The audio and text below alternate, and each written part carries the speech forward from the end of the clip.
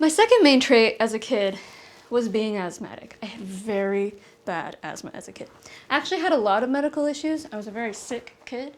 The first issue was that I was born 3 months early, which means I did not cook long enough. Fun fact, preemie babies are born covered in hair, so I came out looking like a disgruntled gorilla. One time, I told someone I was a preemie baby, and they just went, "Oh yeah, you look like you were premature." And I would just like to say, fuck you, Jessica. But I was tiny. I was teeny tiny. I was 2.5 pounds when I was born, and apparently this was great news because I had hit the 2-pound mark, which meant I had better chances of surviving the NICU. And I did. I survived. Hallelujah. Just with a bunch of terms and conditions. My lungs didn't work. My immune system didn't work. I'm like 3 inches tall and I can eat 3 foods. I was a sick kid, okay? And my lungs were like a bad partner. They were never there for me, and on the occasions that they were suffocating.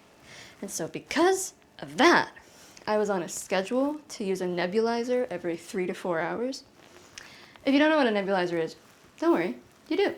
It's that thing in action movies where the big star has been in a big fight with the big bad guy, and he gets mortally wounded, and he passes out.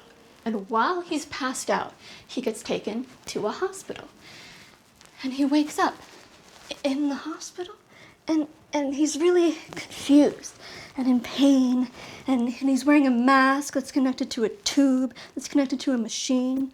And you know how when you wake up in a strange-looking medical establishment and you're really confused and in pain, and you're wearing a mask that's connected to a tube, that's connected to a machine that is clearly helping you continue regular lung function? You know how your first instinct is to rip off that mask and then rip off all the wires that are monitoring if you're still alive, and then you tear out the IV in your arm without creating a fatal gushing wound, and you throw yourself back into the fight you were having when you were knocked out and taken to a room of emergency, and then you run out of the hospital with no shoes and no paperwork because you're gonna find who took your daughter, motherfucker!